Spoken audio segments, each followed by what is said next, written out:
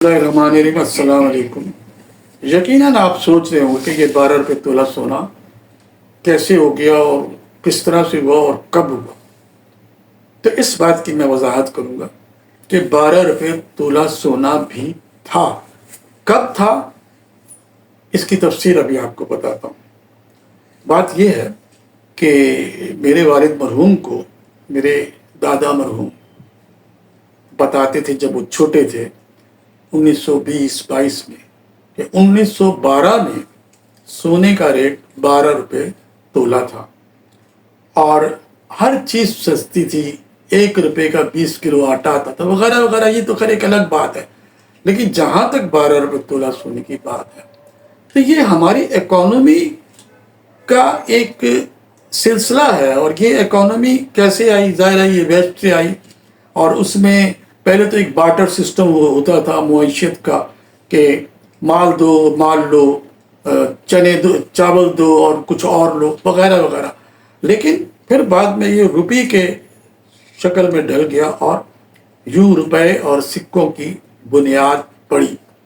तो इसी के साथ ही और भी बहुत सी चीज़ें हैं, जैसे फ्रेयर हॉल। एक मैं वीडियो में आपको फ्रेयर हॉल को भी बताऊंगा कि वो कितने पैसों में बना।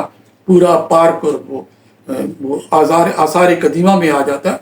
तो ये हमारी बात भी आसार कदीमा की तरह है कि 12 रुपये तोला सोना। अच्छा, अब वो वक्त के साथ बढ़ता रहा। अब ये कैसे बढ़ा?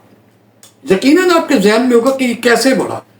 12 रुपये तोला सोना जब सोना था तो वो आहिस्ता आहिस्ता बढ़ता गया और जब दूसरी जंग अजीम हुई तो ये 40 रुपये तोला हो गया। दूसरी जंग अजीम 40 से 45 तक रही। फिर वो 47 में पाकिस्तान बना तो उस वक्त सोने की कीमत 50-55 रुपये तोला थी। फिर 1950-55 में ये 70 रुपये और 80 रुपये हुआ और 1960 में ये तकरीबन 110-12 रुपये तोला था। यूं ही ये सोना बढ़ते बढ़ते 1970-72 में 200 रुपये तोला हुआ और 1970-72 के बाद ये सोना बढ़ना शुरू हुआ। 2 सालों में ये 250 रुपये तोला हुआ। मुझे इसलिए मालूम है कि मेरे आबा और अजदाद का ताल्लुक इसी कारोबार से था।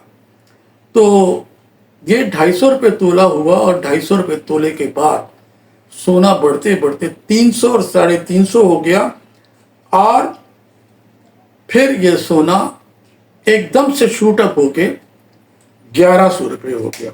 ये 1975-76 की बात है।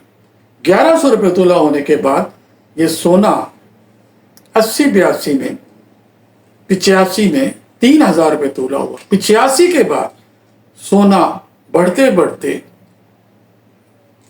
90 तक 4000 5000 तक हो गया। ये सोना फिर 2005-07 में जब इराक की वॉर हुई और वहाँ पे बमबारी हुई तो ये 5000 से बढ़कर 6000 से बढ़कर 8000 रुपये तोला हो गया। और उस वक्त लोग ये कहते थे कि ये आखिरी हद है, इससे नहीं बढ़ेगा। और मुझे अच्छी तरह याद है जब मैं भी इंटरेस्टेड था कि कुछ इन्वेस्टमेंट करूं, लेकिन मुझे रोक दिया गया कि नहीं ये और नहीं बढ़ेगा। 10,000 रुपये पर भी लोग कहते थे कि कम हो जाएगा। ये सोना बढ़ते बढ़ते तकरीबन 2010-12 तक 50,000 रुपये तोला हो गया।